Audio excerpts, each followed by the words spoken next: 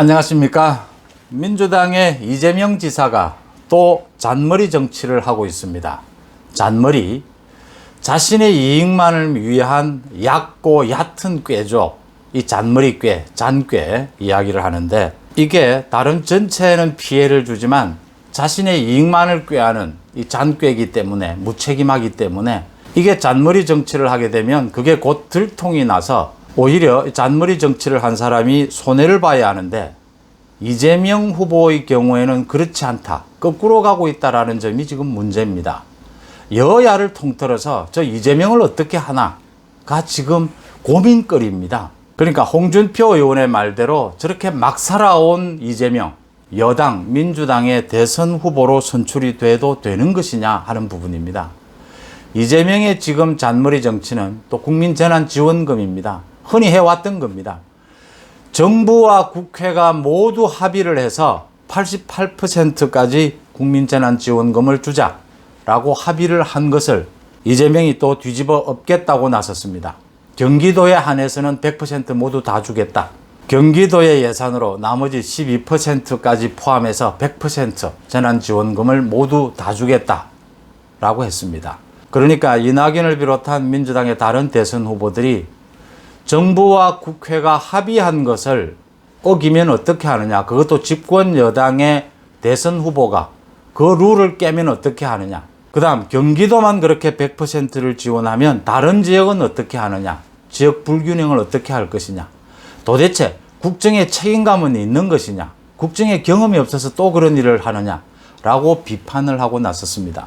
그러자 이재명 후보는 지방자치제를 왜 하느냐, 국가의 정책이라 하더라도 지방 사정에 따라서 달리 할 수 있는 것, 달리 하자는 것, 그게 지방자치가 아니냐라고 맞받았습니다. 문제는 재난지원금을 이번에 어디까지 어떻게 줄 것이냐를 가지고 많은 갈등이 있었습니다. 88%까지 재난지원금을 주자라고 정부와 국회는 여야 모두가 합의를 했습니다. 왜 88%까지 줘야 되는지 많은 사람들이 의문을 갖고 있습니다.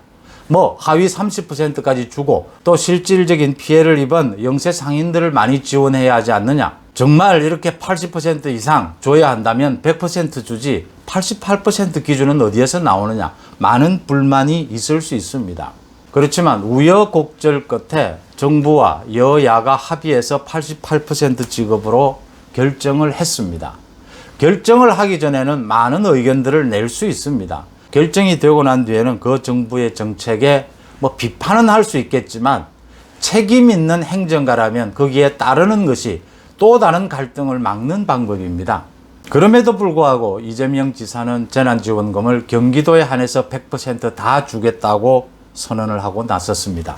이재명의 잔머리 계산이 깔려 있습니다. 그러니까 지금 자신은 경기도에 100% 재난지원금을 다 주겠다고 하는 자신의 이 고집을 어떤 언론이든, 저 송은재 TV도 마찬가지입니다. 이렇게 얘기하는 것 자체가, 자신을 비판하는 것 자체가 자신은 홍보가 된다라고 계산을 한 겁니다. 소위 이재명의 기본소득을 알리는 데 도움이 된다라는 것이죠. 많은 반대에 부딪혀서 만약에 이재명이 좋다, 경기도민 100%에게 지급하겠다는 걸 철회하겠다라고 해도 자신은 충분히 자신을 홍보했다라는 이득이 된다라는 겁니다. 다른 사람들의 반대에 의해서 자기가 어쩔 수 없이 자신은 경기도민들 100% 다 주고 싶은데 그렇게 못했다라고 또 홍보할 수 있기 때문입니다. 이재명은 또 최근에 윤석열에 대해서 역사인식, 민주정치에 대한 인식이 부족하다, 기본 소양이 부족하다, 이재명이 윤석열에 대해서 기본 소양, 교양이 부족하다라고 얘기를 했습니다. 비판을 했습니다. 그래서 왜 이런 비판을 하나 들여다봤더니 윤석열이 부산 민주공원을 방문한 자리에서 이한열 열사의 그림과 부마 민주항쟁을 구별하지 못했다라고 하는, 이거 YTN의 방송 조작입니다. 그러니까 악의적 편집에 의해서 왜곡된 것을 그대로 믿고 윤석열을 공격한 것입니다. 그 뉴스가 왜곡된 것이라는 게 드러나고 나면 사과를 해야 합니다. 정식으로 사과를 하고 자신이 얼마나 경솔했는지를 뉘우치고 다시는 그런 것을 하지 않겠다라고 반성해야 합니다. 그렇지만 아무런 말도 없습니다. 이렇게 이재명은 잔꾀 잔머리로 자기의 위기를 수습하고 자기를 홍보하는 데 골몰을 합니다. 이렇게 곧 드러날 잔머리 정치를 하는, 이런 무책임한 잔꾀 정치를 하는 이재명이 어떻게 해서 민주당의 대선 후보 경선에서 지지율 1위를 달릴 수가 있는가 하는 점입니다. 이낙연이나 정세균은 자신의 말에 책임은 질 줄 알죠. 또 잔꾀를 부리지도 않습니다. 또 그동안 지난 세월을 그렇게 막 살아오지도 않았죠. 그런데 어떻게 해서 이재명이 지지율 1위를 달리고 있는가? 이거 여야 모두가 고민거리입니다. 대체적으로 이런 이야기들입니다. 이재명의 지지는 지금 국민의힘 야권에 대해서 지지하기 싫은 많은 사람들이 갈 데가 없어서 이재명으로 몰리고 있다.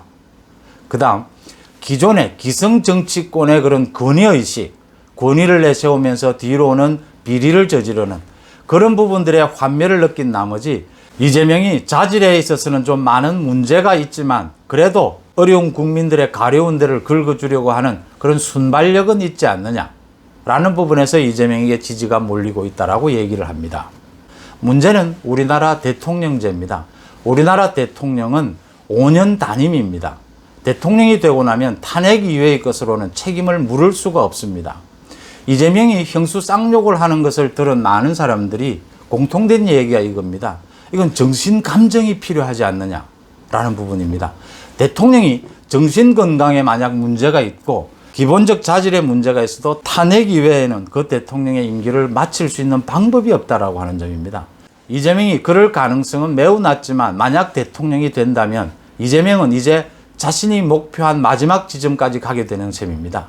그렇게 되면 이재명이 만약 대통령이 된다면 이제 자기 본색을 드러내게 될 것이다. 형수에게 입에 담을 수 없는 그런 쌍욕을 하는 것을 국민에게 할지도 모른다. 성남시장, 경기도지사를 하면서 그 얕은 잔꾀로 자기를 내세우고 자기를 홍보하는 데만 급급했던 그런 행동을 대통령이 돼서 할지도 모른다.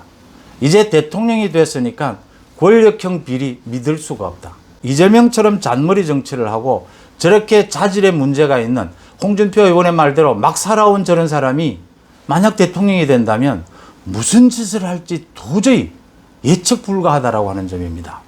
방법은 윤석열이나 최재형, 홍준표, 원희룡 많은 야권의 대선 후보들이 훌륭한 자질을 보여주면서 이재명 후보와 차별화된 그런 모습, 그런 경쟁력을 보여주는 것이 방법입니다.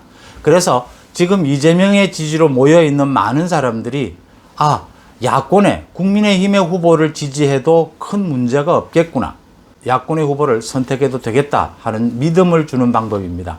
또 민주당 후보 경선에서도 이낙연이나 정세균 후보가 좀 더 이재명의 이 자질 부분, 이재명이 대통령 선거에 나서서 만약에 청와대로 가게 된다면 이재명은 무슨 짓을 할지 모른다.